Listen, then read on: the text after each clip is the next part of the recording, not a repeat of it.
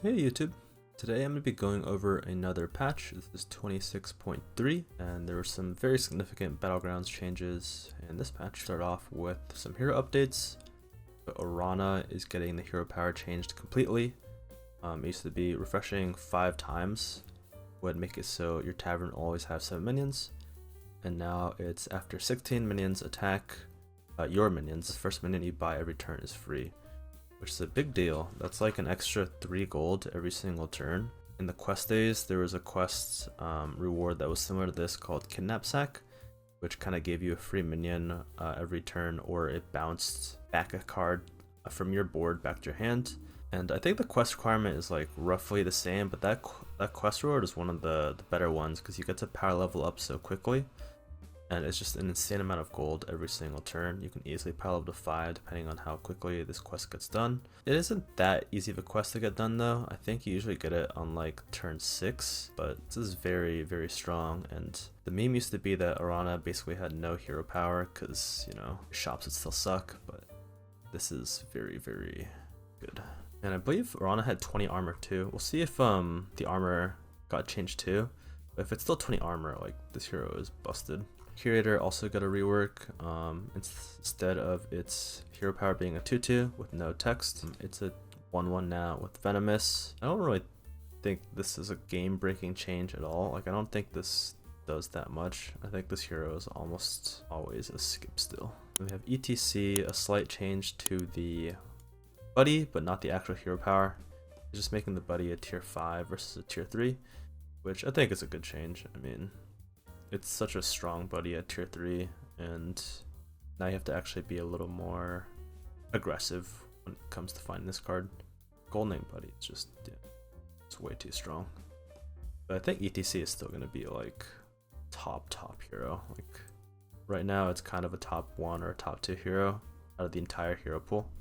It should still stay the same, I think. And then yeah, the armor updates is Arana and Curator both have 10 now. I still think Arana's pretty good, but it does have 10 less armor. And then we get to the minion updates. Flourishing Frostling, the new 2-drop alley they added. It got a buff to its HP. I already thought this card was pretty decent, honestly.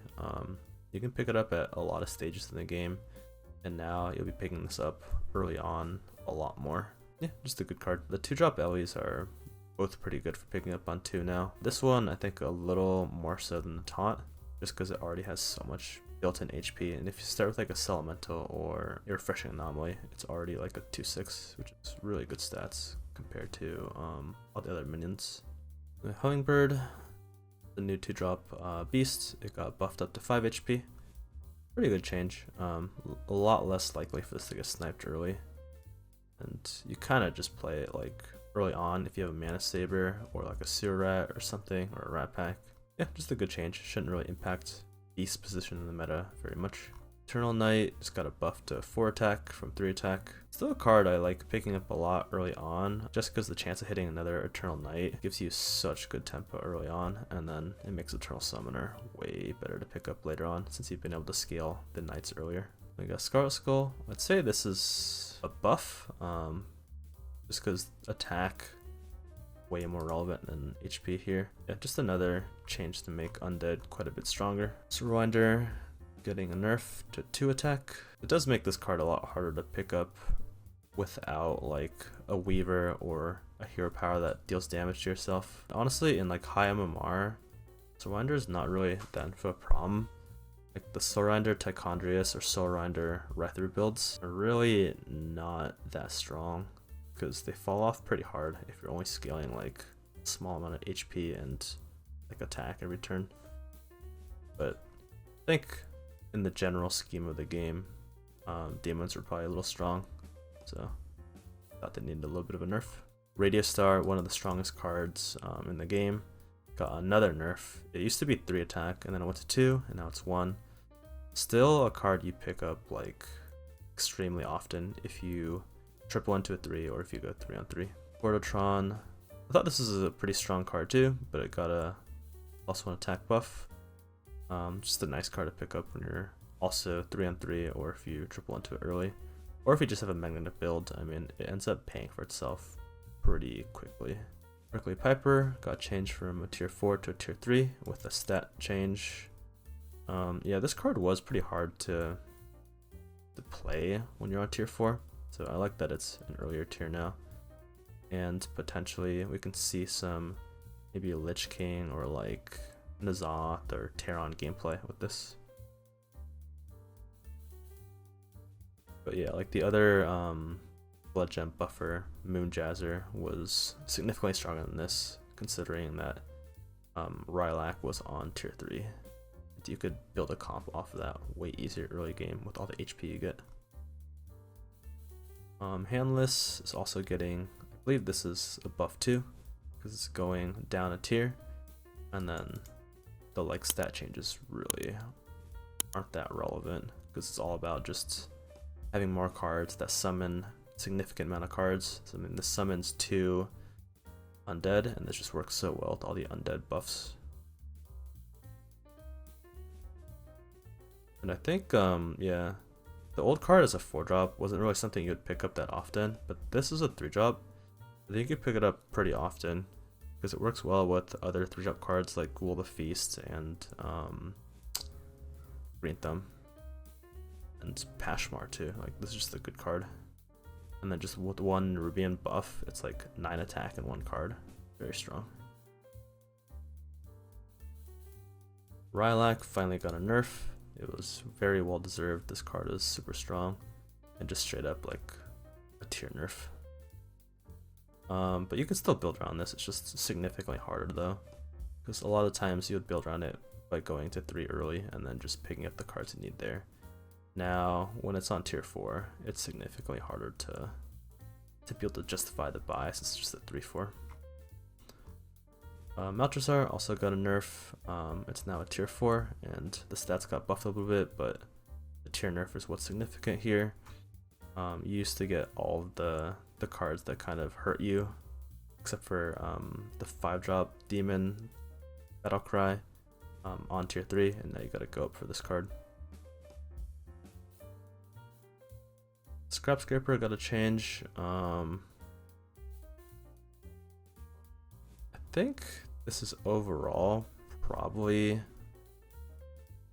it's a buff for getting this early because you don't have to necessarily get the avenge value now, but it is kind of a nerf to playing for this card to get like, you know, like 2 or 3 magnetics a turn. But yeah, still a very strong card, and the HP buff is irrelevant too. And then I believe there's other magnetic changes too, so this is just yeah, this is just overall probably a buff to the mech archetype. Then we have yet another buff to Undead Xylophones, going from 5 attack to 6 attack. I really like this card. I built around it quite a bit by being able to buff up the attack of this significantly more than what it is right now. Cards like Fell Stomper with like Green Thumb and all the other undead buff cards, and it just grows so much HP in these sort of undead builds or like beast or mech. So I'm excited to play this more and be able to pick it up more because it has 1 more attack.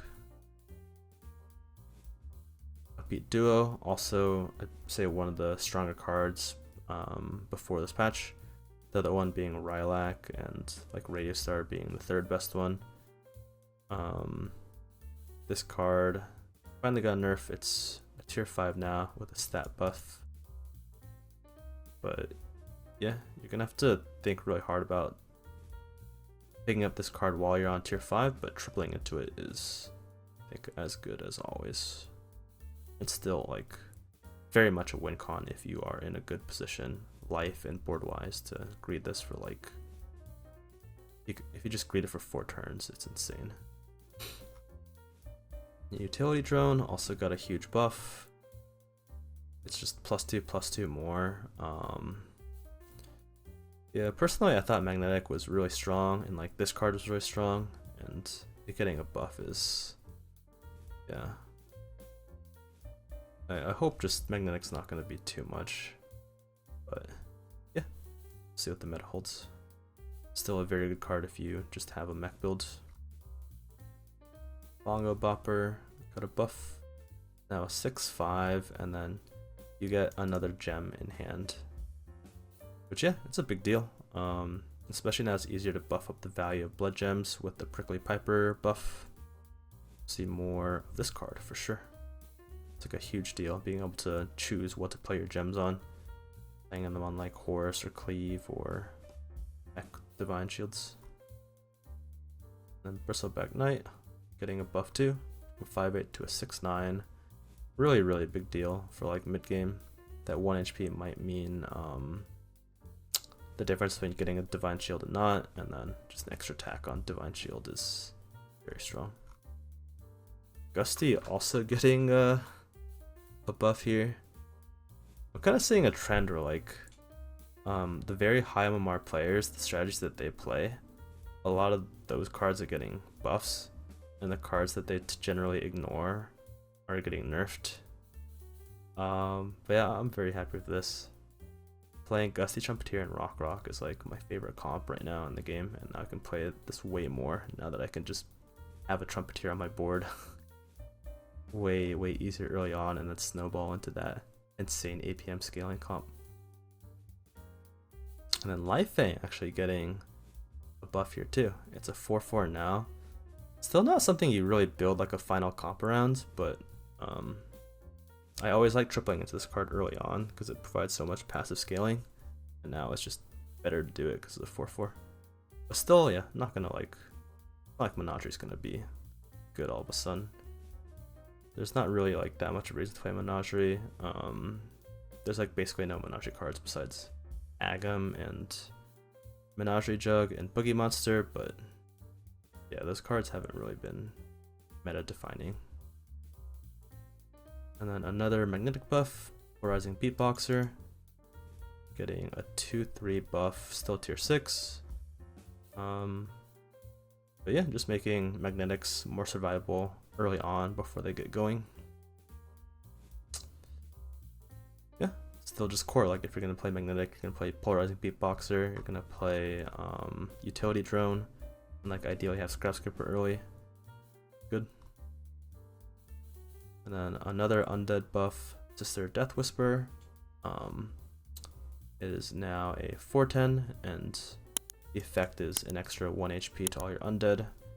Yeah, quite strong. Sister isn't like a bad card by any means in the old version, and now you get a lot more tank ability on your undead. Just good to get early. Like if you triple into it with an undead board, you can go up to 6 and have great scaling. And this does make it easier to play on Blaster too, when you have like a very high attack, low HP build. If you just get one Sister proc, all of your 1 HP minions will get protected against Blaster. So your Eternal Summoners, and then now your Handless, since that's now a 1 HP minion, will get protected. It's a very good anti-tech card against Blaster. And then Tethies getting a nerf. Instead of spending 8 gold, you gotta spend 9 gold. This is also a very powerful card in like high MMR gameplay. You can just go APM with like 2 of these in a Bran almost always, or like a golden Tethies and a normal Tethies, and then you can just scale whatever you want. Yeah, I'm glad to see this one being nerfed a little bit too, but I'm pretty sure I played Rock and Trumpeteer way more than I played Tethies, but yeah, they're both super strong cards. Even now, I think it'll just be a little harder to go infinite with Tethies. Oh, and then Eternal Summoner. It also got a buff from 6 attack to 8 attack. Yeah, just Undead got, I feel like half of their cards buffed up and then just 1 card nerfed with Radio Star. And then Murkai with the 1 Murloc change in this patch. Yeah, it just got stat buff. So now with Murkai being tier 4 and this one being buffed, we might see more of a shift in Murkai being the scaling for Battlecry instead of Rylack, but like Rylack is still quite good if you have the right setup, because it can be reborn easily and it's minions on both sides rather than just to the left. But yeah, glad to see Murkai getting some love too. And then the last change is Incorporeal Corporal. that's the 5/5 undead on tier 1 that dies whenever it attacks, and then Rawhide Null is getting added back in, which is a tier 1 1/4 undead that gains +1 attack, I think, every time one of your friendly minions dies. And yeah, that's it for the BG's patch. Quite a bit of stuff. I'd be surprised if Undead didn't see a lot more play now, because they got a massive amount of buffs. Demons are going to be quite a bit weaker now with the changes to those. What we're really interested to see more of, more strategies that aren't just Rylack and Moonjazer. Now we can see maybe some high attack builds with that. And then the other big one is, I mean, just Duo, Rylack, Radio Star. Those will make the meta, I think, a lot less high roll now that they're nerfed. It's harder to get those insane scaling boards super early on. Yeah, maybe we'll see a little bit more fair BGs. Maybe it'll be fair enough that Lifing even gets played. Let's see what the future holds. And then the last thing, I guess, was mechs. Mechs should be way more playable now. Scrubscriber still is the card to go for. And yeah, it's kind of nice that you can just pick it up. Even without an Avenge setup, it's just guaranteed 1 magnet per turn. Yeah, we might even see that being a buff, then like a slight nerf, which is my opinion. I think it'll be slightly nerfed. But with all the other magnetic changes, like, honestly, yeah, it might just be better as the way it is right now. And then you just power level instead of trying to build for your Avenge setup. Yeah, that's it for me.